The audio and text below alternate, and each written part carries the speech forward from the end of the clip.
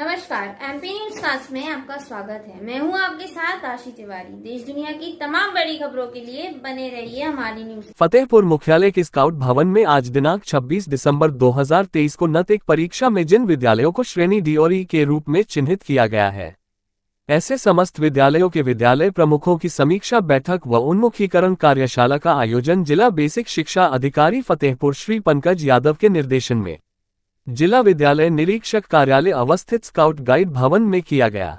गौरतलब हो, निपुण भारत मिशन के तहत NET का आयोजन प्रत्येक 3 माह में एक बार किया जाता है। वर्तमान में NET का आयोजन सितंबर माह में किया गया था, जिसमें जनपद फतेहपुर के ग्रेड 1-3 के कुल 58 विद्यालय ग्रेड डी एवं कुल 23 विद्यालय ग्रेड ई में आए थे। इनकी कुल संख्या 81 है। आप लोगों को बताते चले कि जिला बेसिक शिक्षा अधिकारी श्री पंकज यादव द्वारा इन विद्यालयों के विद्यालय प्रमुखों की गहन समीक्षा एवं उन्मुखीकरण कार्यशाला का आयोजन इस उद्देश्य से किया गया ताकि कुछ प्रभावी रणनीतियों के द्वारा इन विद्यालयों को बेहतर स्थिति में लाया जा सके। उन्मुखीकरण कार्यशाला का प्रारंभ राज्य संसाधन समूह सदस्य जयचंद्र पांडेय द्वारा प्रार्थना, प्रेरणा गीत व प्रेरक प्रसंग के आयोजन से किया गया। जिला समन्वयक प्रशिक्षण श्री अशोक त्रिपाठी द्वारा समीक्षा बैठक के महत्व एवं उद्देश्य पर चर्चा करते हुए कार्यशाला को आगे बढ़ाया गया। उन्होंने कई मोटिवेट प्रसंग भी बताए। राज्य संसाधन समूह सदस्य राजेश त्रिपाठी द्वारा डी और ई श्रेणी में आने का कारण व निवारण पर फोकस किया।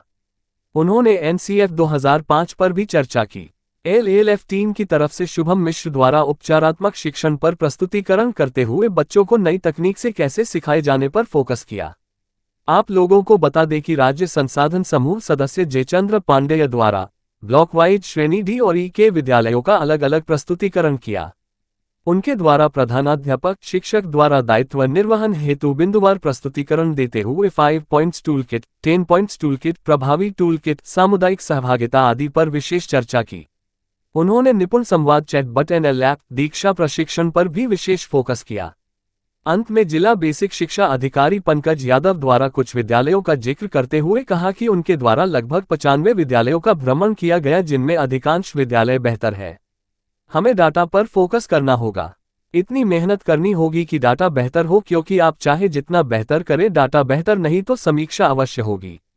उन्होंने विद्यालय में चेकलिस्ट, अभिभावक व्हाट्सएप ग्रुप, निरंतर प्रतिदिन विभिन्न ऐप का प्रयोग करने का सुझाव दिया। उन्होंने कहा कि हम किसी भी कॉन्वेंट से कम नहीं, बल्कि हम अपने अंदर के शिक्षक को जगाए। और कार्यक्रम के अंत में उन्होंने सभी को नव वर्ष की हार्दिक शुभकामनाएं देते हुए नए वर्ष में नई ऊर्जा के साथ विद्यालय में पूर्ण सहयोग का आह्वान करते हुए कार्यशाला का समापन किया। आइए सुने क्या कहा जिला बेसिक शिक्षा अधिकारी पंकज यादव ने।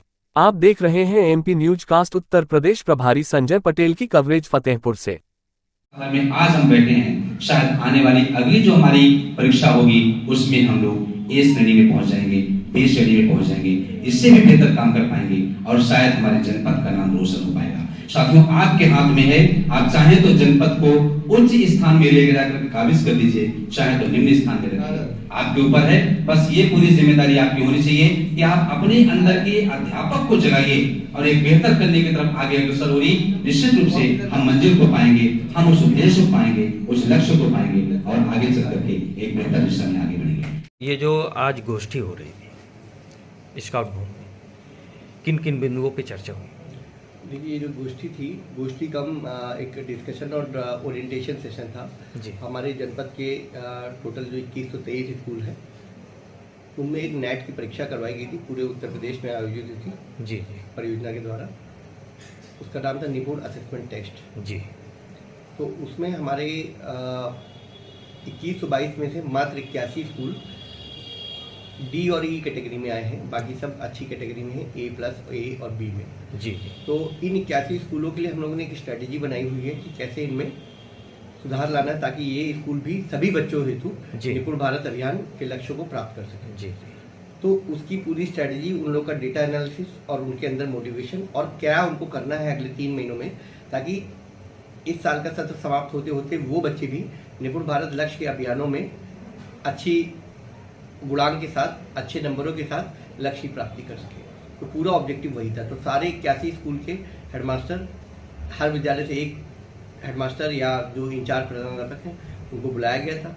उनका SRG DC ट्रेनिंग के माध्यम से छोटे छोटे बिंदुओं पर चर्चा हुई कि क्या चीज़ों पे सुधार करने की ज़रूरत है, क्या चैलेंजेस हैं, और उनके आधार पर वो अगले 3 महीने में नए जोश के साथ, नई स्ट्रैटेजी के साथ काम करेंगे, ताकि इन 81 स्कूलों में भी, जो 21 से 22 स्कूलों में अच्छा परफॉर्मेंस दिया, इन 81 में भी अच्छा परफॉर्मेंस आए जी। और हमारा जनपद और बेहतर रैंक पे जा पा जाए निपुण भारत अभियान के सापेक्ष। जी, जैसा कि ये 2023 जा रहा है, 2024 आ रहा है, नए साल को लेके बेसिक शिक्षक की ओर से क्या नई तैयारियां हैं? देखिए, नए साल को लेकर हमारी जो बेसिक तैयारियां हैं, हमारा फोकस जो है एकेडमिक के साथ साथ गवर्नेंस और एडमिनिस्ट्रेशन पे है। जी। हमारा फोकस इस बात पे है कि स्कूलों में बच्चों की अटेंडेंस, साथ साथ टीचर्स की जी। अटेंडेंस, साथ साथ जो टेक्नोलॉजी का उपयोग है जी। विद्यालयों में शिक्षण,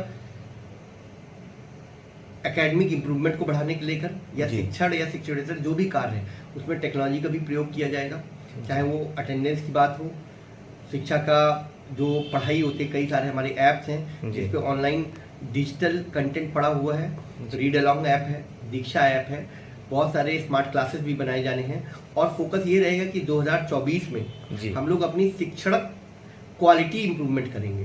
जी।